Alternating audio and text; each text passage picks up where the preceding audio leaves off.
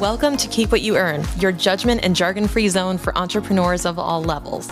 Get ready to learn how to scale your business, save money in taxes, and create a business that grows your wealth. If it feels like the financial side of business is like eating your vegetables, well then think of this podcast as the ranch dressing to make the process a little more enjoyable. My name is Shannon Weinstein. I'm a CPA and business owner on a mission to simplify money and empower others through knowledge. I hope this episode inspires you to take action, but remember that the information we share is for educational purposes only and is not individual tax advice. Now that we got that out of the way, let's start the show.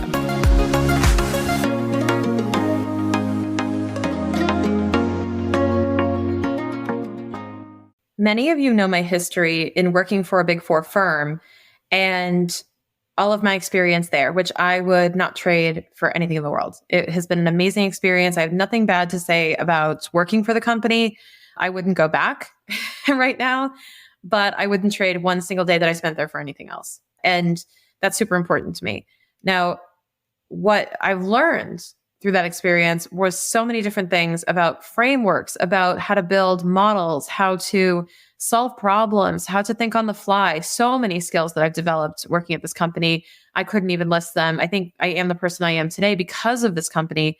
But there's one thing that I wanted to take away from that company that I wanted to share with you, and something that you can apply in your business that was a huge takeaway for me in how I approach any type of business problem or system that I have to, manipulate and solve for.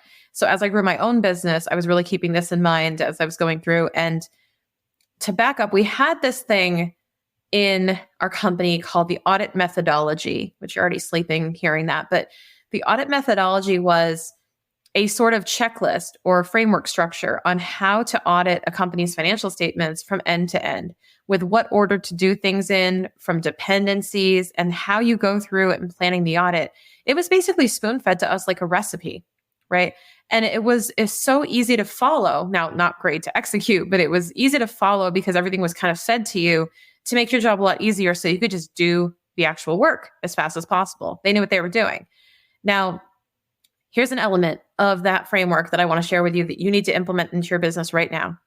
And they had this thing called a WCGW, a what could go wrong. And that was a noun.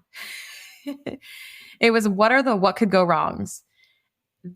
Very long name. It was just, did you finish the what could go wrongs? It was kind of this one word it merged into what could go wrongs. And the what could go wrongs in noun form were every anticipated problem that we could have or the client could have in their controls. And I adapted that into my business in this way. I want you to look at your entire customer journey, as well as your employees' experience too, by the way. Can be paralleled into that. But I want you to look at your customer journey all the way from their first interaction with you. They become a customer at a low ticket cost point. Then they become a higher ticket customer. Then they become, an advocate for you. They start becoming a raving fan. Like, go through the whole journey step by step by step, all the way from receiving emails to subscribing and getting a course and completing the assignments and interactions all along the way, interacting with your podcast, reviews, anything. List all of the ways that someone's going to interact with you in the entire journey from start to finish with you and your business. That will take you a while, but as you go through it, you start to put these little red flares up on what could go wrong as you're documenting this little journey. So even in email campaigns or in sequences that you're going to be sending people, you have to look at, well, what can go wrong? Where can they drop off? What happens if they don't get the email? What happens if they don't respond? What happens if they leave an open cart? What happens if? So the what could go wrong is a what happens if something goes sideways. And when we anticipate those things and we build systems around them, that's when you're building unbreakable, bulletproof systems. When you can anticipate the thing that will go wrong and already correct for it, you're going to be building bumper lanes on the edges of the road so that nothing falls off. Every time that you anticipate a problem, you are building an extra bumper lane or a guardrail so that things don't fly off course. It's so, so, so important. And there's no way to anticipate every little problem. There is no way to know what exactly could go wrong in every fathomable instance, unless you're Doctor Strange from Marvel, right? You're not going to sit there and go through every bajillion instances of what could happen. But you can reasonably think, what's the worst thing that could happen? You could put on your Eeyore hat, become a pessimist, and go, if this all goes wrong, what actually happens? Did they not open the email? Did they get the wrong email? Did they have, I don't know, did they buy a product and not receive it? What happens? If they need to refund because of poor quality, what happens? If we got a nasty review, what do we do? Or if we didn't get something we were supposed to get, or payment doesn't go through, what do we do? What happens? And it's not just contingency planning and planning for the worst case scenarios, but it's also just knowing when your process breaks down, knowing when something's going to be incomplete. If somebody subscribes to your email and they don't get the emails, or they don't get the freebie that they enrolled in, what happens? How can you detect it? How can you build in what we call controls? In our accounting world, we deal in controls, and the controls are the duct tape around the corners on the path to say, okay, we're going to connect these things so that this doesn't happen and it doesn't go off track. We're going to be building in the guardrails, and we're going to be saying, okay, we're going to slice this thing together so that nothing bad happens to your customers, that they don't end up not getting responded to. They don't end up in a spam inbox, and they don't end up in a place where they feel unsupported or unseen, unheard. You want to make sure that your customers are going through the journey that you intended, and that you are not letting them fall off track. And I see this so many times with business owners that they'll splice together something like, with hot glue and duct tape, and say, okay, I'm going to send a few emails, and they don't put the thought into crafting a process around it.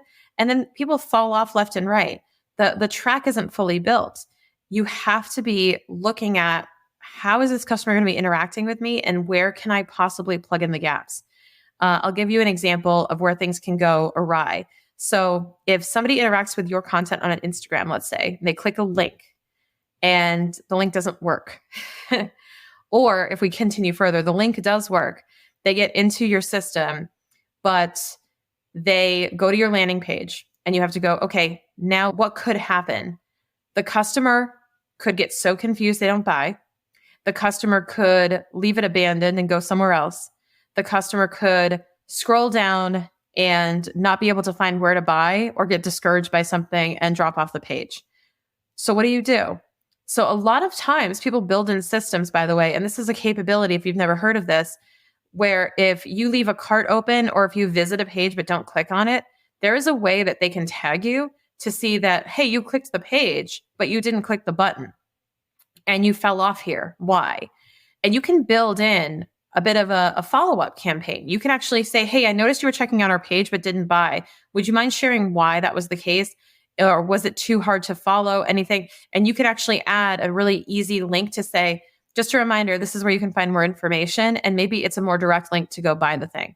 Because you wouldn't believe how many times I've seen websites and landing pages where y'all make it really hard for someone to buy your stuff, because you're putting the link down at the bottom, or you're putting the link further away. And if someone wants just to come in, click the button and buy the thing, it's really actually a lot of extra work, I found, where you have to scroll down and try to find the button to just go buy the thing.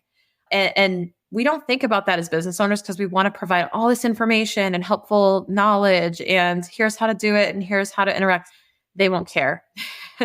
They won't read it. They will just go buy if they really want to, in many cases. So you have to make it super easy for somebody to buy, and super easy for someone to interact with your content. That is one example of how you can bridge the gaps and create those systems, so that way you're not letting things fall off track. And this just isn't customers falling off the whole journey track, but overall understanding, how is your tech working? Where are people dropping off? Could that mean that there's a problem in the landing page? Could that mean that there's a problem with the link structure? Being able to identify these things and anticipate problems that your customer may have is key, not just in their user experience with your product, but also just in general, anticipating the problems that your customer is going to need to solve, right? Anticipating all those problems and building solutions that you can use to serve them, and being able to actually say, this is what we do, this is who we serve, this is what we prevent from happening in your business, as much as we can control it. And if you nail something that typically goes wrong in somebody's business, then you're insanely valuable. So not only is this a really good concept to implement by thinking about the what could go wrongs in your processes, but also anticipating what that could look like for your clients as well. Hopefully you find this helpful in dissecting your business systems. We're going to be talking a lot more about operations and systems in the coming episodes. And I'm really excited to share more knowledge about that with you and how it impacts your cash flow. If you want more content like this, or if you have topic suggestions, do feel free to shoot me a text message. My number is 860-609-6374. I text everybody back. It's actually me. I'll send you a voice note to prove it, but I would love to hear from you on what you're enjoying from these episodes and what you want more of. Talk to you soon.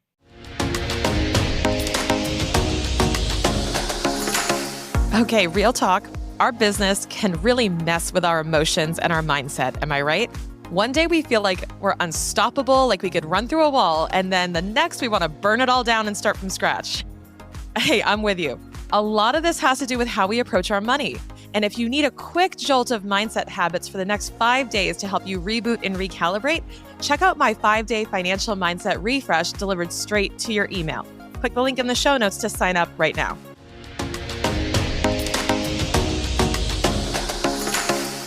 Thank you so much for listening. If you enjoyed this episode, please leave a rating and review on your podcast platform. This small action goes a long way for podcasters to get our message heard by more business owners just like you.